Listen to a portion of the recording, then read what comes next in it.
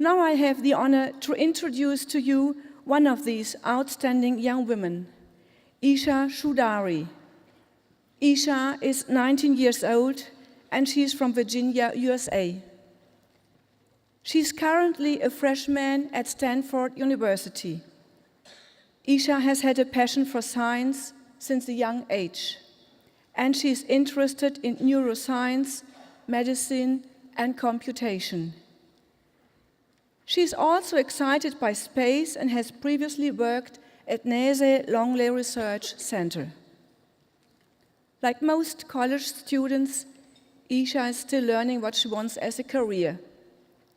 But she aspires to join the Peace Corps for a year, dedicating her time advocating for women's education rights in the Middle East, and volunteer for Doctors Without Borders, providing care for people whose survival is threatened by violence, neglect, epidemics, malnutrition, or other health-related concerns. Eesha says, "I believe that the essence of leadership is the ability to inspire others by spreading one's own sense of passion." So, dear Zontians, let us welcome Eesha Choudhari, International Young Women in Public Affairs Recipient 2013.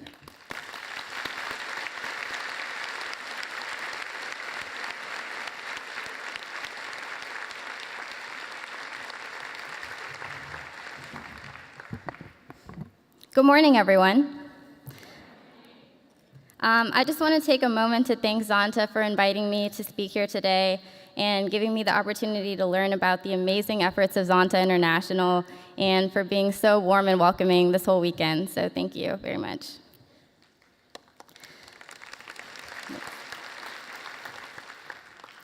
I'm very fortunate to have had the opportunities that I did back in high school.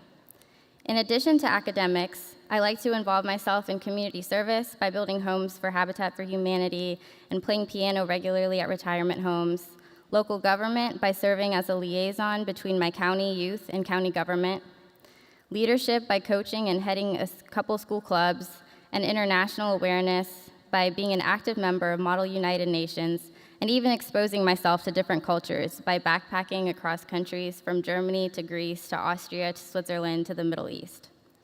However, the issue that I was most passionate about, and still am,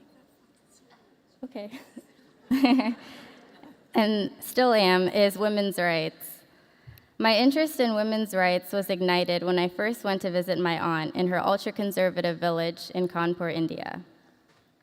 Despite being one of very few girls in her time to have received a graduate degree from one of the best schools in her area, she was forced to marry against her will, never being able to contact her family more than a few times per month, make her own purchases, hold a job, or even leave her house.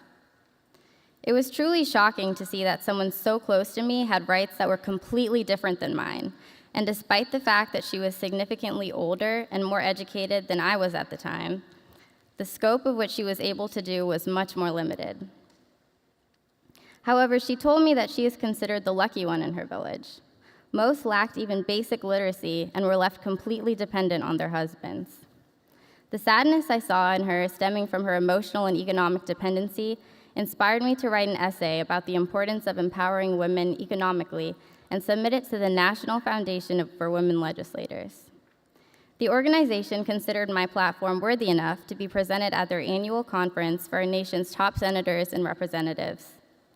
This opportunity to present my views directly to a forum of distinguished female legislators who could act on them was bigger than I could have ever imagined.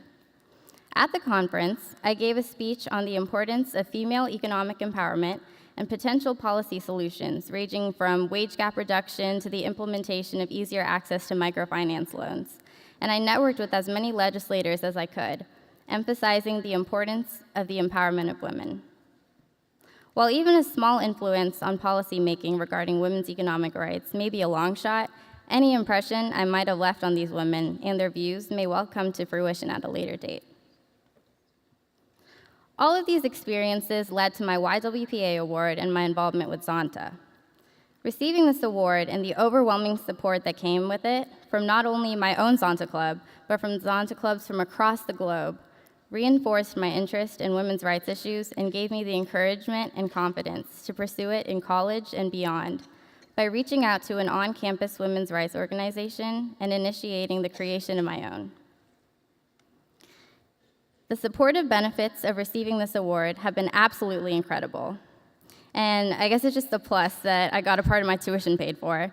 But I think it's often really easy to get caught up in getting a job and building one's own career and working one's way up, that it can be easy to forget about those who lack the opportunity to do the same things. So I think the greatest benefit of receiving this award, at least to me, was that it helped resurface my interest in public service and gave me the confidence to keep pursuing it. I'm so glad that all of you have made the choice to remember these individuals and actively engage in working to help close the gap in rights. Since receiving the award, I've completed my freshman year at Stanford University and an internship at NASA Langley Research Center where I studied neurofeedback technology. I'm currently working for the Army High Performance Computing Research Center, where I'm using computational methods to investigate the effects of pollutants on the lungs, working with the founder of a medical diagnostic startup, and getting ready for research at the Stanford Virtual Human Interaction Lab next year. After completing my undergraduate studies, I hope to join the Peace Corps for 1 year and work for women's education rights, or spearhead a social entrepreneurship venture that utilizes mobile phone technology to provide women with necessary resources. And if I choose to take the medical school route, thank you, I hope to become a physician and volunteer with Doctors Without Borders every few years. I feel extremely fortunate to be able to be doing all these things, from computing research to be able to go to Stanford and being able to stand here and talk to you all today. When I compare the stories of my grandma, who was forced to quit school and get married at the tender age of 12, to that of my aunt in Kanpur, India, who was able to at least get a higher education before marriage, to that of me and my cousins, who are able to learn and to work, it is very evident to me that the status of women is improving exponentially with every generation. It is our job that while we are here, we need to work for the betterment of women in our own generation and those to come, regardless of borders or barriers of ethnicity, nationality, or religion.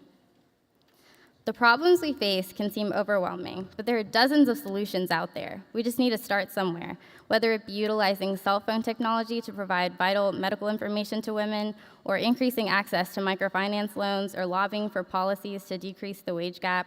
We just need to start somewhere and things will happen. I think that's something that's reflected in the mission of Zonta, as the efforts of Zonta and all of you are a tremendous vehicle in accomplishing all of these things. Thanks again to Zonta for your incredible work that I've gotten to witness here this weekend, and I look forward to talking with many of you soon. Thank you.